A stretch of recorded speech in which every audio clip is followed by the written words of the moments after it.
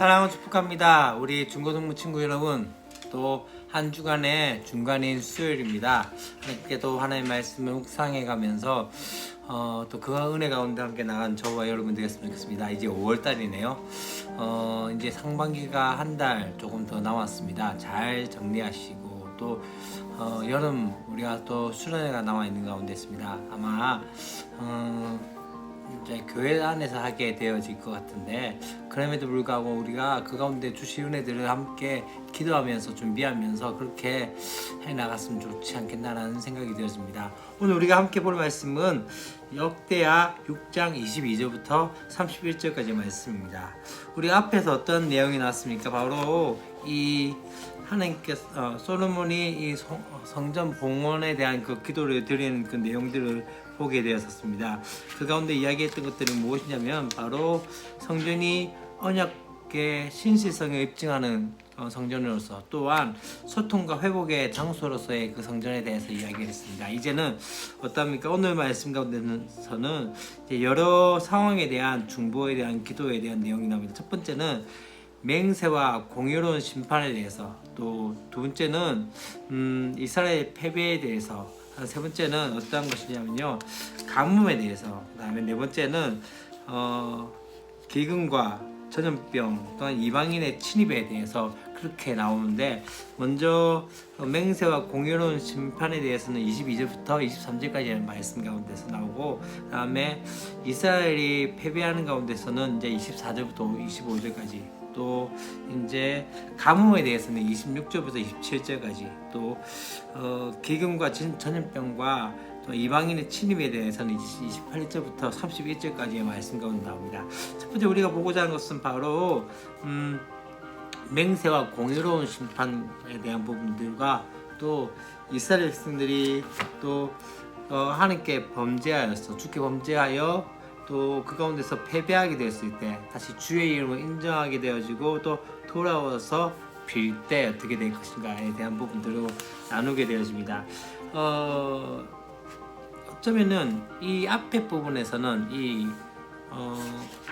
공의와 맹세와 공의로운 심판과, 그 다음에 또한 패배에 대해서 이야기할 때는 어떤 것이냐면요, 이 성전 앞에서 참과 거짓, 또 정의와 불의를 심판해 주시도록 간구할 때 주님께서는 바로 악한 자를 심판하시고 정의로운 자를 공의로 실현해 달라고 그렇게 청하는 모습들을 보게 되어집니다. 또한 자기 백성이 훗날 범죄하여서 타국으로 포로로 잡혀가서 또 그 땅에서 뒤늦게 죄를 깨닫고 이 성전이 있는 곳을 향하여 기도할 때, 그렇게 죄가 쌓이고 쌓여서 더는 가망이 없어서 하나님께서 극단적인 심판을 하신 후에라도 어떻게 해요? 백성이 주님이 기억하고 기도하면 그 기도에 들어달라고 청하는 모습들을 보게 되었습니다. 사실 이것은 지금 역대하가 어떤 말씀인지 조금 알면은 좀 더 쉬워질 것 같습니다. 지금 어떤 상황입니까? 이스라엘 백성들이 포로로 잡혀갔다가 다시 포로에서 돌아오는 그런 상황 가운데 있습니다. 그런 가운데서 오늘 어쩌면 그런 모습 가운데서 다시 성전을 향하여 기도할 때 하나님께서 들려달라고 했던 그 솔로몬의 그 기도에 대해서 이 역대하를 읽었던 독자들이 아마 그런 마음이 있었지 않을까요? 다시 한번 하나님께서 우리 가운데 은혜와 공의를 허락해 달라고 그렇게 고백하지 않았을까라는 생각이 들었습니다. 성전은요, 은혜와 또한 자비의 장소로서 나타나게 되어지고, 또한 하나님의 성품을 눈으로 확인할 수 있는 곳이 바로 이 성전입니다. 예수 그리스도께서 이 성전을 향한 솔로몬의 또한 기대와 간구를 어떻게 합니까? 바로 예수 그리스도를 통해서 성취되어진 것들을 보게 되어집니다.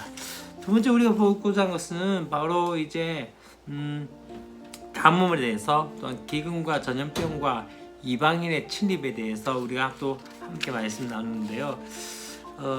다시 한번 이 가뭄이나 재앙이나 질병, 또한 이방인의 침입, 이 모든 것들은 어쩌면 고난의 때에 드리는 기도가 아닌가라는 생각이 들었습니다. 그렇기 때문에 이 기도는 고난의 때에 드리는 기도가 연락되어지는 성전의 모습이지 않나라는 생각이 듭니다.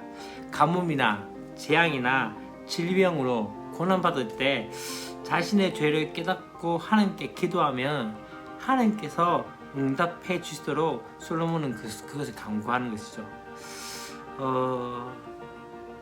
모든 고난이 죄로 인한 것은 아닙니다. 그렇지만 고난 당할 때 다시 한번 자신을 되돌아보고 또 하나님과의 근본적인 관계를 검토할 수 있는 참 좋은 기회로서 볼 수 있는 거죠. 여러분 그렇지 않나요? 나에게 어려운 일이 있고 또한 고난이 다가올 때 내가 하나님 앞에 뭔가 잘못했나?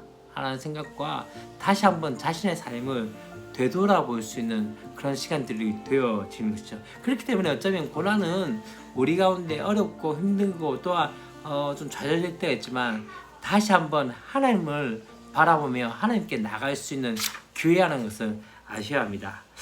그때 우리가 무엇보다도 더 중요한 것은 무엇입니까? 하나님께서 기뻐하신 것, 즉 하나님과의 더 나은 관계를 기도하게 되어지는 것이 바로 이 고난의 때죠. 다 잃고 나면은 진짜 있어야 할 것이 무엇인지를 알게 되십니다. 무엇일까요? 바로 하나님 한 분뿐이란 것을 알게 되어진다는 것이죠. 그렇기 때문에 다시 한번 그 하나님을 찾고 의지하는 부분들이 있어야 한다는 것을 우리 가운데 보여진다는 거죠. 여기서 참 중요한 것은 신앙은 시선입니다. 우리 가운데 죄를 짓거나 고난 중에 있거나 또 우리 가운데 어려운 상황에 있을 때 다른 것을 보지 않고 바로 주님의 이름을 인정하고 잘못을 빌면 용서해 달라고 간구하는 그 솔로몬의 모습들을 보면서 어쩌면은 다시 한번 모든 기도의 전제가 주님께 향하는 것이죠. 이 성전의 모든 기도는 무엇입니까? 바로 주님의 은혜를 구하는 것이죠.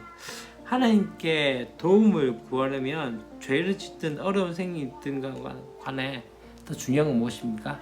그분을 바라보아야 한다는 것을 우리가 오늘 말씀하고 있는 것이죠. 또한 무엇입니까?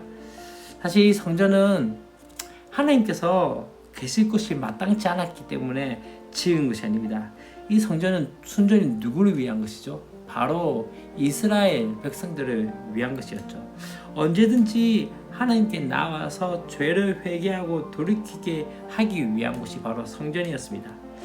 사실 이스라엘 백성들이 율법에 따라서 의를 행하고 죄를 짓더라도 또 누이치면은 이 약속의 땅에서 평안을 가질 수 있듯이 우리가 또 새 언약의 백성으로서 살아간다면 우리는 또한 하나님 나라의 그 유업을 누리게 될 것입니다. 그렇기 때문에 의를 행하고자 힘쓰던 중에 죄를 짓더라도 뉘치는 우리가 되었으면 좋겠습니다.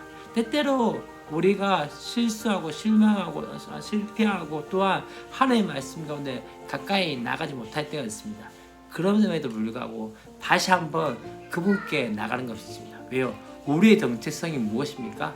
바로 하나님 나라의 백성이고 언약의 백성입니다. 하나님이 우리를 주목하고 계시고 또한 하나님께서 우리를 붙들고 계시다는 것들을 믿음으로 바라보면서 그렇게 함께 나가는 저와 여러분 되었으면 좋겠습니다.